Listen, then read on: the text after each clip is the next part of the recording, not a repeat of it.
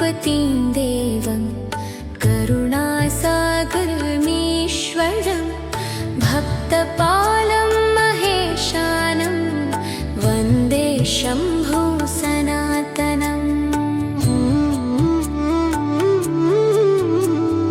महिम्नः पारं ते परमविदुषो यज्ञसदृशी स्तुतिर्ब्रह्मादीनामपि तदवसन्नास्त्वयि गिरः। अथावाच सर्वः स्वमतिपरिणामावधिगणन् ममाप्येष स्तोत्रे हर निरपवाद परिकरः।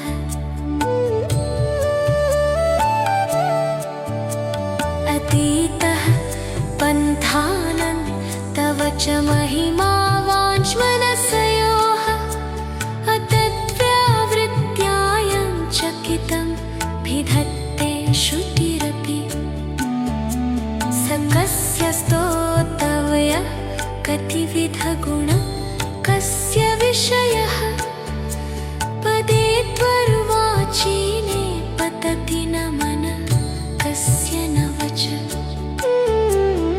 मधुस्फीता वाचः परममृतनिर्माणविधयः स्तव ब्रह्मन् किं वागपि सुरगुरोर्विस्मयपदम्। मम त्वेता वाणीं गुणकथनपुण्येन भवतः पुनामीत्यर्थेऽस्मिन् पुरमथन बुद्धिर्व्यवसिता।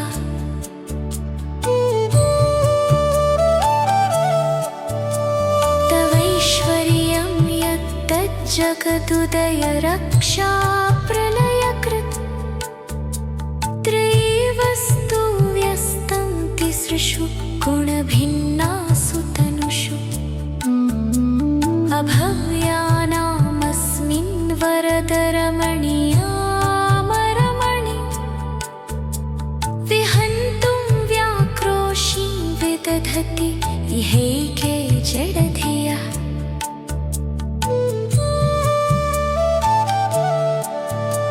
किमिह किं कायः स खलु किमुपायस्त्रिभुवनं किमाधारो धाता सृजति किमुपादानमिति च। अतर्क्यैश्वर्येऽर्थयननसरदुस्थो हतधियः कुतर्कोऽयं कांश्चिन्मुखरयति मोहाय जगतः। हिमगिरेः गुहामध्ये दियज्योतिः प्रजायते बर्फानि महादेहः भक्तचित्ते विराजते।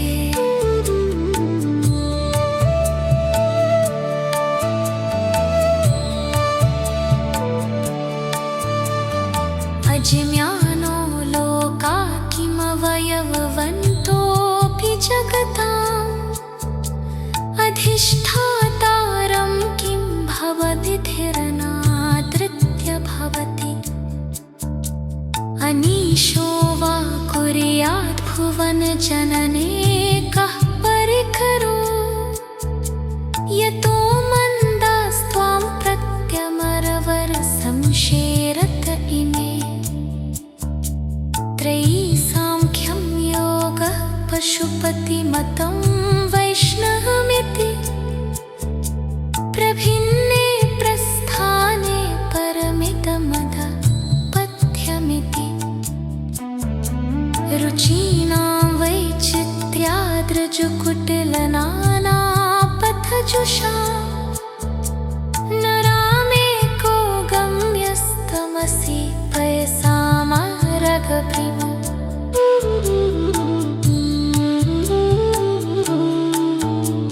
महोषः खट्वाङ्गं परशुरजिनं भस्मफणिनः कपालं चेति यत्तदवरद ताद्रोपकरण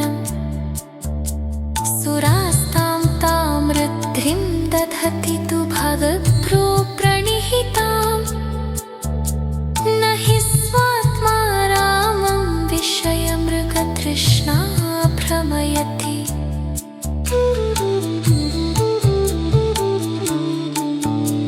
ध्रुवं कश्चित् सर्वं सकलमपरस्तद्ध्रुवमिदम् परो ध्रुवयात्राणे जगति गदति व्यस्तदिशये समस्तेऽप्येतस्मिन् पुरमथनतैर्विस्मित इह स्तुगञ्जिह्रेमि त्वां न खलु ननु धिष्ठा मुखरता तवैश्वर्यं यत्नाद्यदुपरि विरिञ्चिरहरिरथ परिच्छेतुं यातावनलमनलस्कन्धवपुष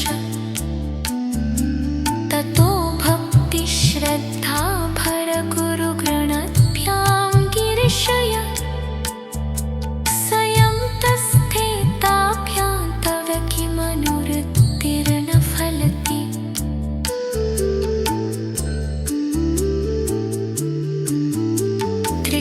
त्रिशूलधारिणं शान्तं डमरुनादसुन्दरं नीलकण्ठं कृपामूर्तिं नमामि शिवशङ्करम् भवभयार्तनाशाय पापनाशकराय गये वनोत्रहाकुदयगुक्कं विश्वलाठरनास्तते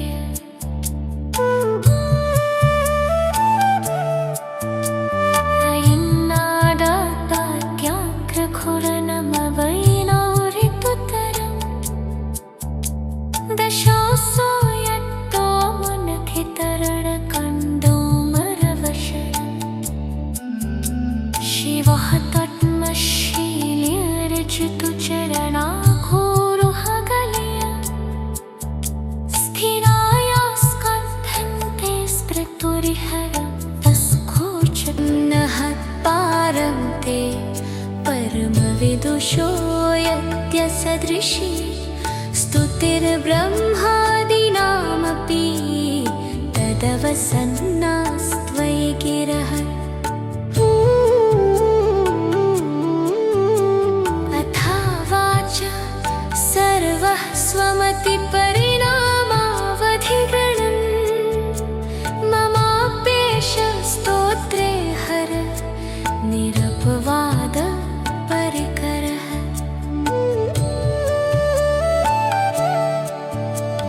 अतीतः पन्थानन् तव च महिमा वाञ्छ्मनसयोः अतद्व्यावृत्यायं चकितं भिधत्ते श्रुतिरपि स कस्य स्तोतव्यः कतिविधगुण कस्य विषयः पदे त्वर्वाचीने पतति न मन कस्य न वच मधुस्फीता वाचः परममृतनिर्माणविधयः स्तव ब्रह्मन् किं वागपि सुरगुरोर्विस्मयपदम् मम त्वेता वाणीं गुणकथन पुण्येन भवतः पुनामीत्यर्थेऽस्मिन् पुरमथन बुद्धिर्व्यवसिता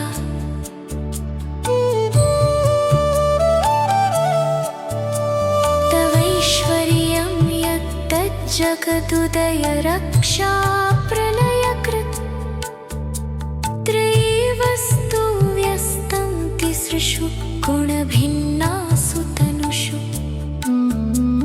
अभव्यानामस्मिन् वरदरमणीयामरमणि विहन्तुं व्याक्रोशी विदधति इहैके जडधियः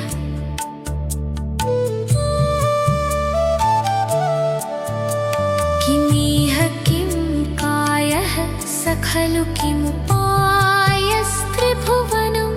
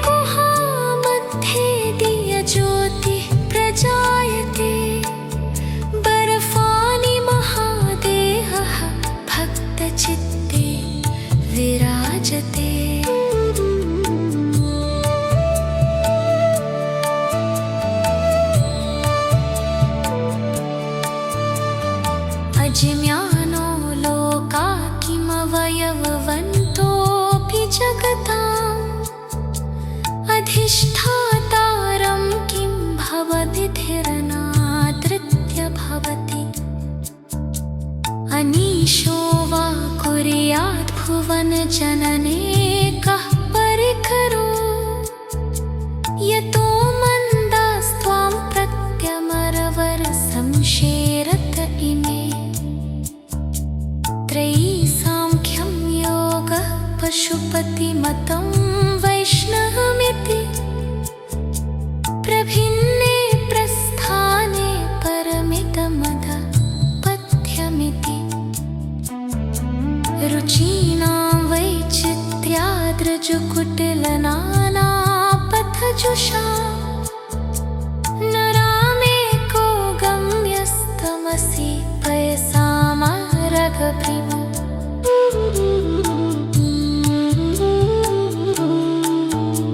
महोषः खट्वाङ्गं परशुरजिनं भस्मफणिनः कपालं चेति यत्तदवरद ताद्रोपकरणम् सुरास्तां तां वृद्धिं दधति तु भगभ्रो प्रणिहितां न हि स्वात्मा रामं विषयमृगतृष्णा भ्रमयति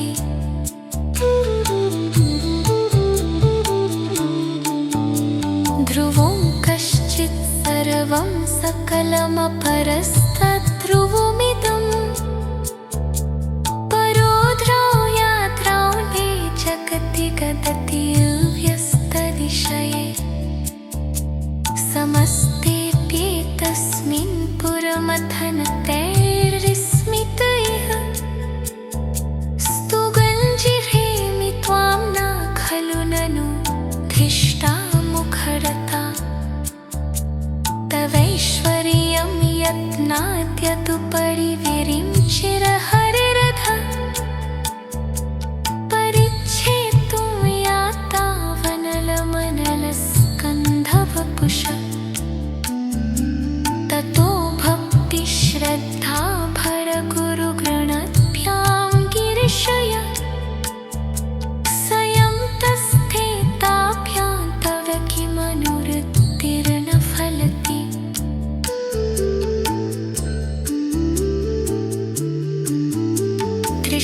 त्रिशूलधारिणं शान्तं डमरुनादसुन्दरं नीलकण्ठं कृपामूर्तिं नमामि शिवशङ्करम् भवभयार्तनाशाय पापनाशकरायकये वनोत्रहाकुदयगुक्कं विश्वलाठरनास्तते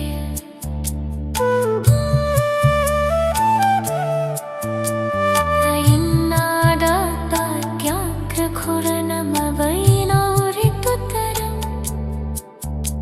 दशासो यत्तो मुनखितरणकण्डोमरवशरम् शिवः तद्मशील्यर्जितुचरणाघोरुहगलय स्थिराया स्कन्धन्ते स्मृतुरिहर तस्खोचतं नः पारं ते परमविदुषो यत्यसदृशी स्तुतिर्ब्रह्मादीनामपि तदवसन्नास्त्वयि गिरः अथावाच सर्वः स्वमतिपरिणामावधिगणन् ममाप्येष स्तोत्रे हर निरपवाद परिकरः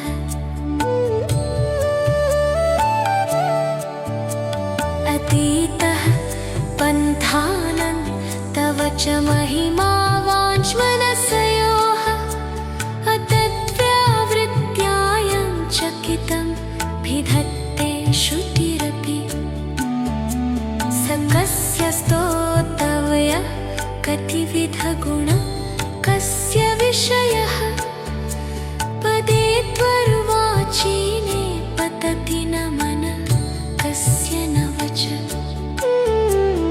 मधुस्फीता वा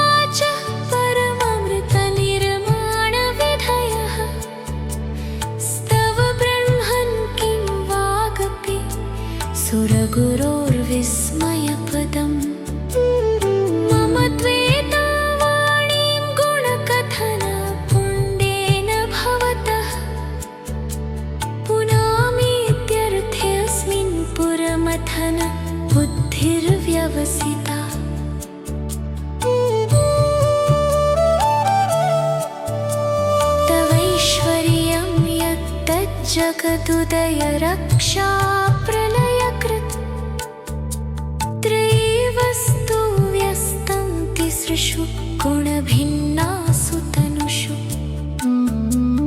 अभव्यानामस्मिन् वरदरमणीयामरमणि विहन्तुं व्याक्रोशी विदधति इहैके जडधियः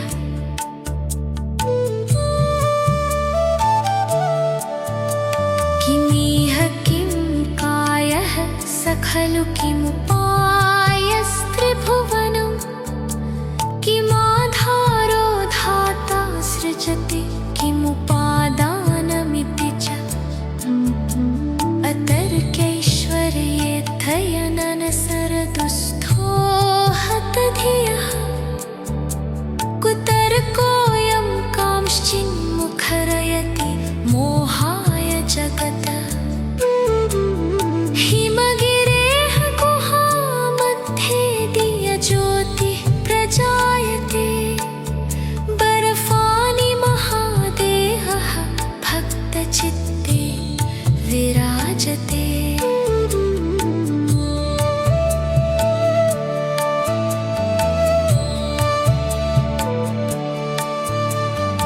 अजिम्यानो लोका किमवयववन्तोऽपि जगताम् अधिष्ठातारं किं भवविधिरनादृत्य भवति अनीशो वा कुर्यात् भुवनजनने कः परिकरो यतो मन्दास्त्वां प्रत्यमरवरसंशेरत इमे त्रयी सांख्यं योगः पशुपतिमतं वैष्णवमिति प्रभिन्ने प्रस्थाने परमिदमदपथ्यमिति रुचीनां वैचित्र्याद्रजुकुटिलनानापथजुषा नरामेको गम्यस्तमसि पयसामारगभृम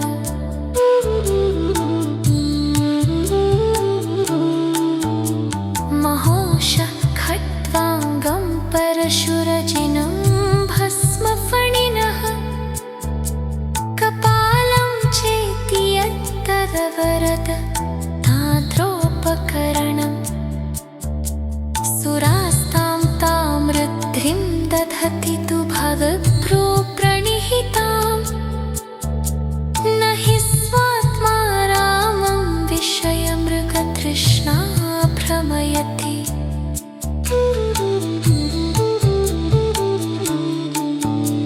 ध्रुवं कश्चित् सर्वं सकलमपरस्तद्ध्रुवमिदम्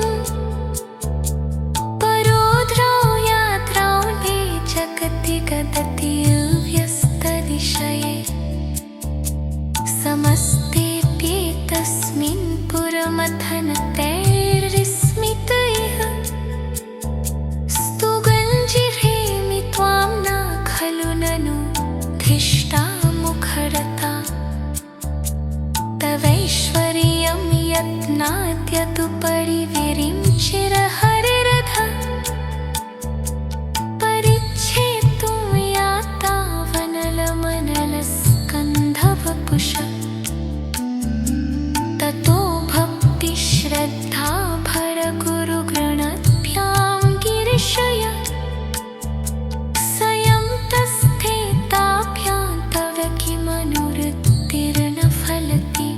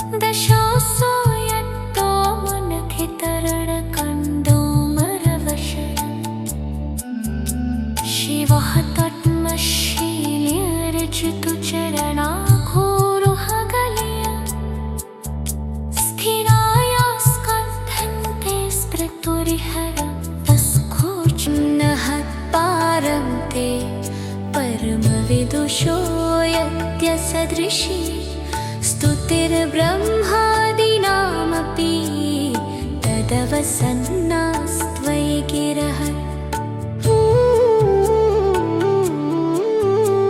अथावाच सर्वः स्वमतिपरिणामावधिगणम् ममाप्येष स्तोत्रे हर निरपवाद परिकरः।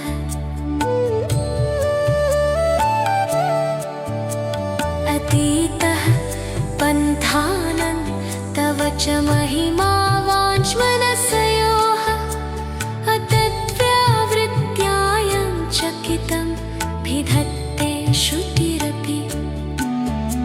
स कस्य स्तोतव्यः कतिविधगुण कस्य विषयः पदे त्वर्वाचीने पतति न मन कस्य न वच। मधुस्फीता वाचः परममृतनिर्माणविधयः स्तव ब्रह्मन् किं वागपि सुरगुरोर्विस्मयपदम्। मम त्वेतां वाणीं गुणकथनपुण्येन भवतः पुनामीत्यर्थेऽस्मिन् पुरमथन बुद्धिर्व्यवसिता।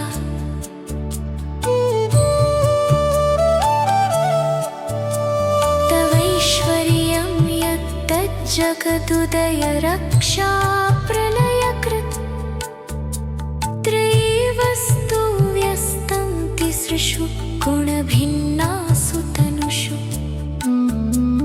अभव्यानामस्मिन् वरदरमणीयामरमणि विहन्तुं व्याक्रोशीं विदधति इहैके जडधियः।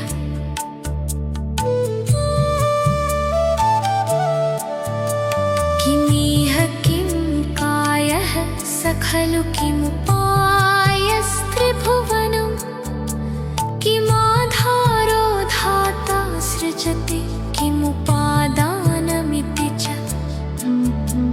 अतर्क्यैश्वर्येऽध्ययननसरदुस्थो हतधियः कुतर्कोऽयं कांश्चिन्मुखरयति मोहाय जगतः। हिमगिरेः गुहामध्ये दियज्योतिः प्रजायते बर्फानि महादेहः भक्तचित्ते विराजते।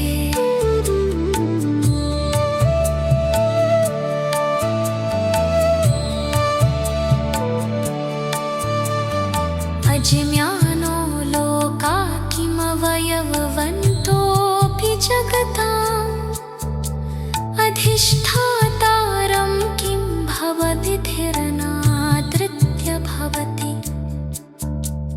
अनीशो वा कुर्यात् भुवनजनने कः परिकरो यतो मन्दास्त्वां प्रत्यमरवरसंशेरत इमे। त्रयी सांख्यं योगः पशुपतिमतं वैष्णवमिति प्रभिन्ने प्रस्थाने परमितमदपथ्यमिति।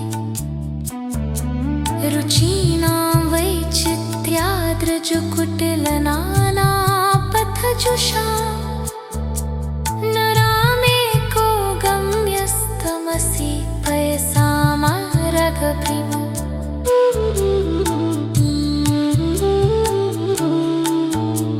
महोषः खट्वाङ्गं परशुरजिनं भस्मफणिनः कपालं चेति यत्तदवरद ताद्रोपकरणम्। सुरास्तां तां वृद्धिं दधति तु भवभ्रो प्रणिहितां न हि स्वात्मा रामं विषयमृगतृष्णा भ्रमयति।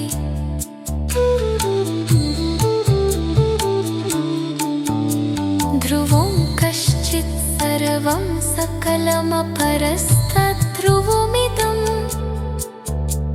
परोध्रौ यात्रां मे जगति गदति व्यस्तदिशये समस्तेऽप्येतस्मिन् पुरमथनतैर्विस्मित इह स्तुगञ्जिरेमि त्वां न खलु ननु धिष्ठा मुखरता तवैश्वर्यं यत्नाद्यदुपरि विरिञ्चिरहरिरथ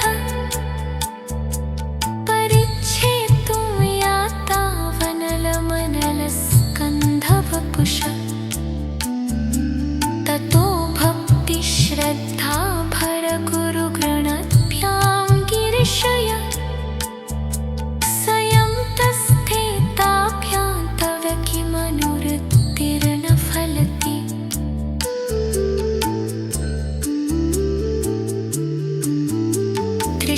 त्रिशूलधारिणं शान्तं डमरुनादसुन्दरं